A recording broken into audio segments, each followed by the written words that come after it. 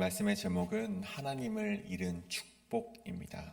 하나님을 잃은 축복의 말씀의 제목을 가지고 잠시 하나님의 말씀 나누도록 하겠습니다. 제가 좋아하는 이 배우가 있습니다.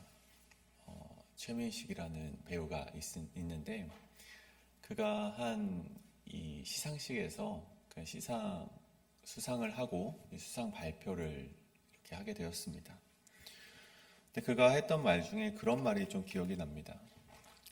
자기가 오래전 처음 영화관을 가서 이제 영화 배우가 되어야겠다라고 꿈꾸던 청년과 지금 자신의 모습이 맞닿아 있는가, 그렇게 생각하면은 부끄럽다, 이렇게 말을 했던 수상 소감을 들었던 적이 있습니다. 여느 다른 이 왕들과도 마찬가지로 오늘 이 우시아라는 왕 역시 오늘 4절의 말씀을 보면 여호와 보시기에 정직하게 행하였다라고 기록이 되어 있습니다. 여호와 보시기에 정직하게 행한 이 왕이었다는 것이죠. 그러니까 16세의 왕이 되었습니다. 그리고 무려 52년간 유다를 다스렸죠. 군사적으로도 경제적으로도 문화적인 모든 면에서 부흥을 이뤘습니다. 또한 성벽을 세웠고 그의 이름은 애굽 변방까지, 정말 저 시골, 정말 그 오지까지 그의 이름이 펼쳐 나가졌을 정도이니 그의 영광이 어마어마했을 것은 우리가 안 봐도 뻔한 것이죠. 그런데 그 16세에 그렇게 여호와가 보시기에 정직했던 그의 인생이 어떻게 되었습니까? 52년이 지난 후에 그의 인생을 되돌아보았을 때 그의 인생은 여호와 보시기에 정직했던 왕은 아니게 되었다는 것이죠. 16절을 보시면 그가 강성하여짐에 그의 마음이 교만하여 악을 행하여 그의 하나님 여호와께 범죄하되, 하나님을 구하던 그 청년이 성공의 순간을 맞이하자마자 하나님을 구하지 않게 된 인생이 되었다는 것입니다. 사랑하는 여러분, 저는 오늘 한번 이렇게 우리가 한번 생각을 해보길 간절히 소원합니다. 우리가 하나님을 처음 믿었을 때, 그리고 내가 하나님을 열심히 믿기로 다짐했던 순간이 분명 있을 것입니다. 내가 하나님께 헌신하겠습니다. 내가 그 무엇보다 하나님을 내 인생의 가장 중요한 자리에 앉히겠습니다.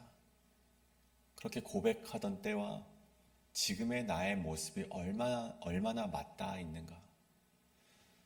내 인생이 지금 하나님이 보시기에 정직한 인생인가? 우리가 한번 되돌아보자는 것이죠. 오늘 이 본문의 이야기는 우리는 그렇도록 왜 그렇게 하나님께 정직하게 보였던 인생이, 하나님께 헌신하겠다고 그렇게 꿈꾸었던 그런 인생이 왜 실수를 범하게 되고 왜 하나님을 잃게 되는 인생이 되어가야만 하는지 오늘 그것을 보여주고 있습니다. 그래서 오늘 말씀 가운데 우리는 지금 어디 있는지를 한번 되살펴보며 우리가 그 자만하는 신앙을 가지지 않기 위해서 우리는 어떻게 살아가야 하는가, 그것을 함께 나누어 볼 텐데, 이 시간 우리가 그것을 통하여서 자만하지 않는 신앙, 되돌아보아 끝까지 우리 인생 말년까지 여호와 보시기에 정직한 인생으로서 살아가시는 저와 여러분 되시길 간절히 소원합니다. 오늘 말씀의 첫 번째는 하나님의 축복 속에 우리의 마음은 단단해져 있는지 살펴보아야 한다는 것입니다. 하나님이 주신 축복 속에 우리의 마음이 단단해져 있는지 살펴보아야 한다. 오늘 본문의 1절과 15절까지는요, 이 우시아 왕의 황금기라고 볼 수 있습니다. 우시아는 하나님의 묵시를 밝히 아는 스가랴의 가르침을 받아 이 하나님을 구하던 왕이었죠. 여기서 나오는 스가랴는 여호야다의 아들 그 스가랴와 이름이 똑같지만 이미 그 스가랴는 우리가 알고 있듯이 이미 죽음을 맞이하였고, 오늘 이 스가랴는 동명이인의 다른 인물로 보시면 됩니다. 그러니까 하나님의 묵시를 밝게 하는 스가랴라는 사람의 가르침을 받아서 하나님을 쫓던 왕, 하나님을 그토록 구하던 왕이 바로 오늘 본문의 우시야 왕이었다는 것이죠. 그래서 하나님의 묵시란 이 하나님의 뜻이 무엇인지를 분별할 수 있는 영적인 분별력을 말하는 것입니다. 그래서 하나님의 묵시를 밝게 하는 스가랴, 이 세상에 벌어지는 일 가운데 하나님의 뜻이 무엇인지를 분별할 줄 알았던 스가랴의 가르침을 받았기 때문에 그의 인생이 형통할 수밖에 없는 것이죠.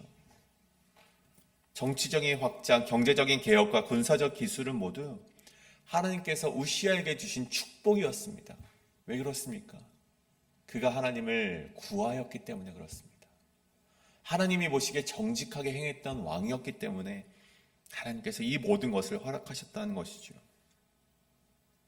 그래서 15절에 보시면 이 우시야 왕의 성공의 정점을 이렇게 표현을 합니다.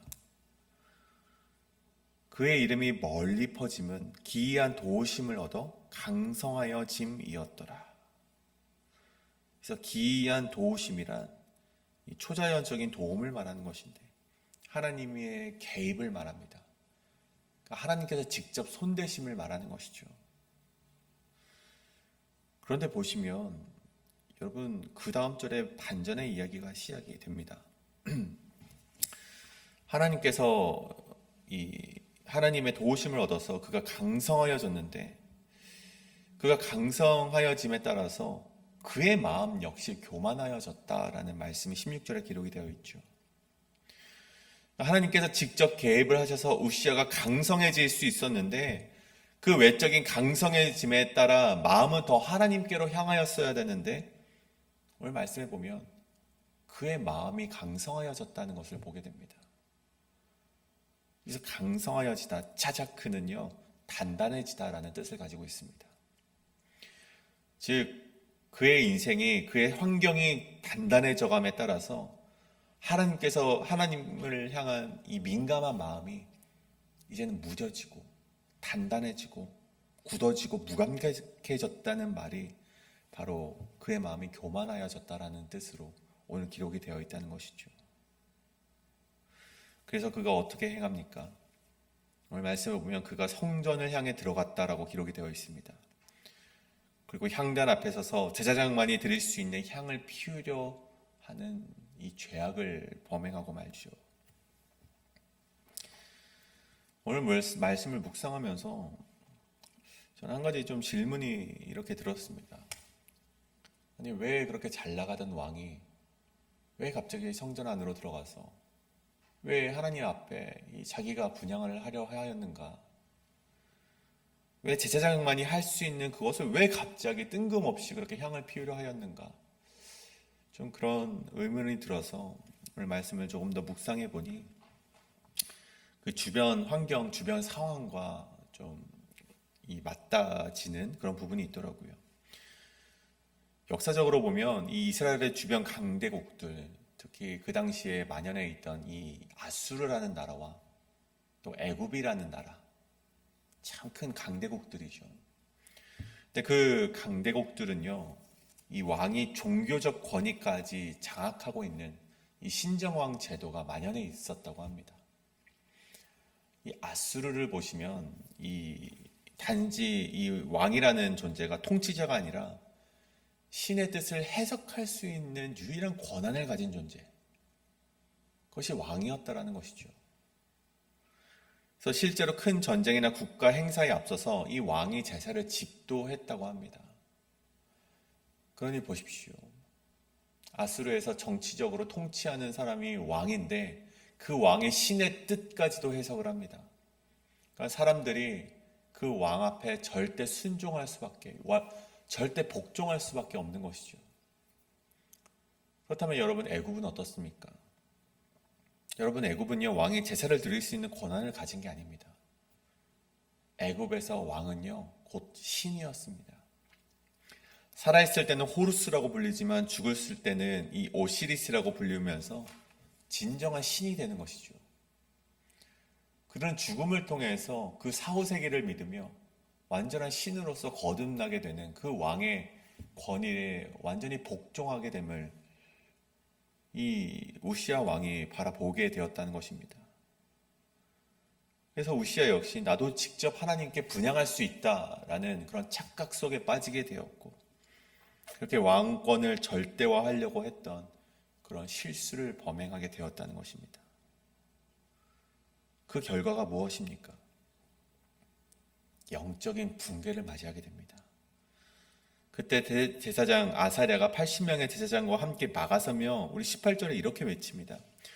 우시하여 여호와께 분향하는 일은 왕이 할 바가 아니요 오직 분향하기 위하여 구별함을 받은 아론의 자손 제사장들이 할 바니 성소에서 나가소서. 왕이 범죄하였으니 하나님 여호와에게서 영광을 얻지 못하리이다. 나가시옵소서. 이것은 지금 하나님의 뜻이 아닙니다. 하나님의 질서에 어긋나는 일입니다 하면서 쫓아낸 것이죠. 그때 우시야가 어떻게 반응을 합니까? 분노를 합니다.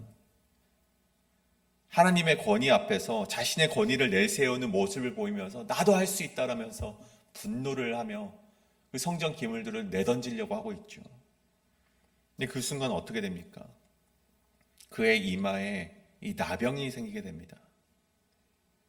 그 이마가 썩어가는 병이 생기게 되는 것이죠. 여러분, 왜 이마라고 하는지, 왜 하필이면 이마에 문둥병이 생겼는지, 나병이 생겼는지 우리가 한번 이해해야 될 필요가 있습니다. 이 이마라는 것은요, 인간의 얼굴 중 의지와 인간의 정체성을 보여주는 부위입니다. 그래서 에스겔 선지자의 말씀을 보면 이스라엘 족속의 고집스러움을 표현하기 위해서 이러한 말씀이 있습니다. 3장에 보면 이스라엘 족속은 이마가 굳고 마음이 굳어 나를 듣지 아니하리라. 보라, 내가 그들의 얼굴을 마주보게 하였고 내 이마를 그들의 이마보다 굳게 하였으니. 뿐만 아니라 출애굽기에서 대제사장 이마에는 여호와의 성결이라고 색이라고 기록이 되어 있습니다. 왜냐하면 이마는 그 사람이 누구에게 속해 있는지, 그 사람의 정체성은 무엇인지를 설명하는 것이 바로 그 이마의 의미인 것이기 때문입니다. 그런데 오늘 우시야 이마에 나병이 생겼습니다. 썩어 문드러지는 병이 생긴 것입니다. 그의 의지가 하나님의 의지를 가리자 그 자리에 부패가 드러나게 된 것이죠. 이것은 단순한 형벌이 아니라 하나님께서 그의 내면을 시각화하신 것을 보여주고 있는 것입니다. 사랑하는 여러분, 여러분의 이마에는 어떠한 것이 새겨져 있으십니까? 물론 저 역시 하나님께서 여러분의 인생을 강성하게 하시기를 간절히 축복합니다. 하지만 여러분, 그 강성이, 하나님께서 그 강성하게 하신 그 인생이 여러분의 내면을 단단하게 만드는 그러한 것이 되어버린다면 여러분, 그것이 어떻게 축복이 될 수 있겠습니까? 여러분, 하나님께서 여러분에게 주신 축복으로 말미암아 여러분의 마음이 굳어지지 않게 되기를 간절히 소원합니다. 그래서 여러분의 이마에 수치가 기록되어지지 않기를 간절히 소원합니다. 여러분, 곡식은 익을수록 고개를 숙여야 된다는 말이 있습니다.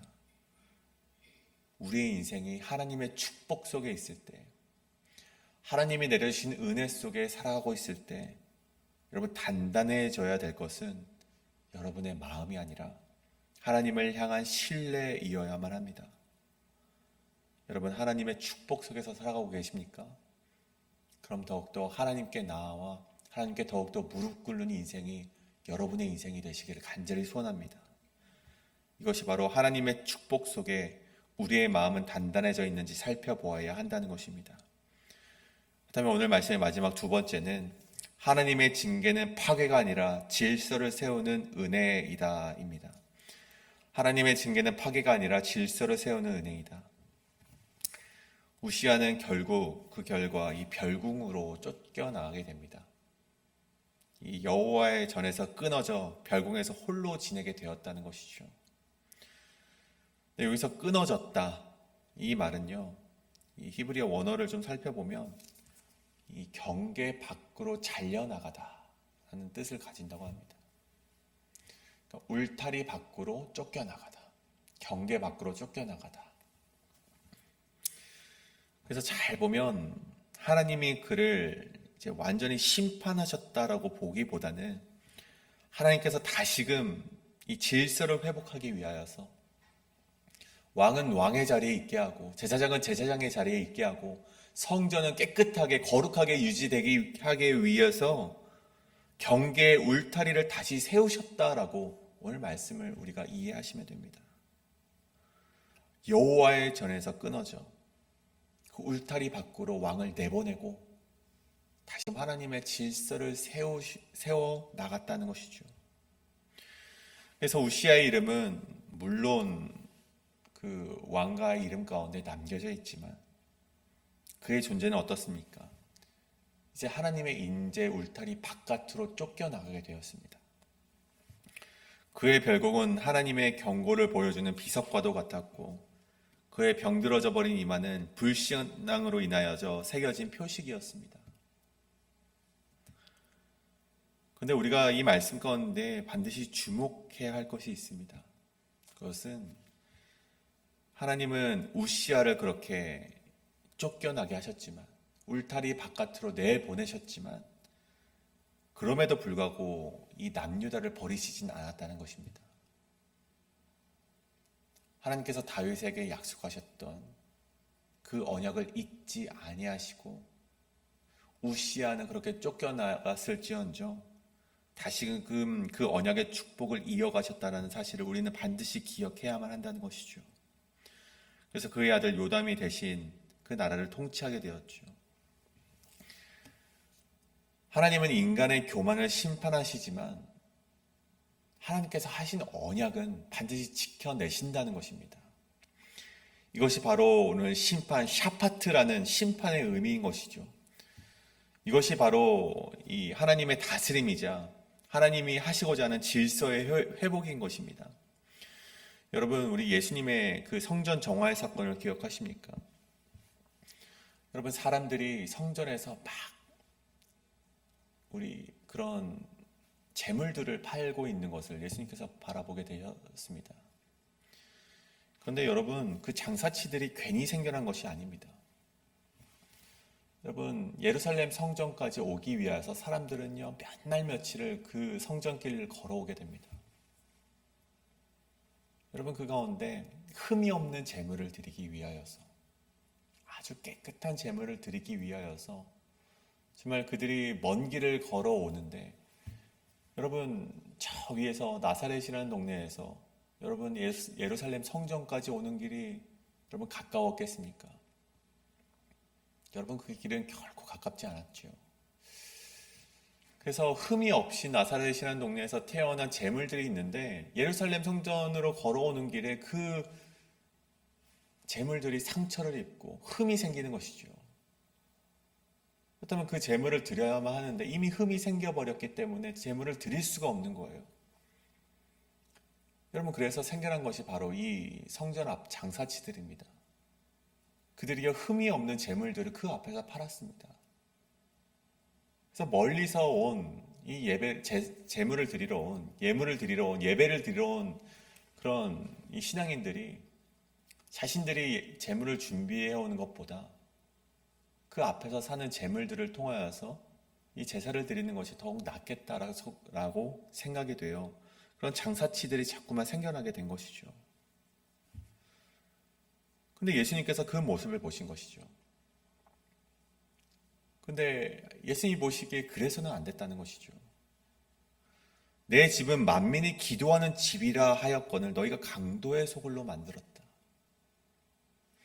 흠이 없는 제물이라는 의미를 완전히 변색하게 만든 저들을 혼내신 것이고 그 성전의 의미를 완전 망가뜨려 버린 저들의 그런 완악함을 하나님께서 심판하셨다는 것이 바로 이 성전 정화의 사건입니다. 근데 여러분 보십시오. 여러분, 그래서 예수님 때문에 우리가 흠이 없는 제물을 드리기 더욱더 어려워졌어. 여러분, 그렇게 말하는 자들이 있었겠습니까? 아니죠.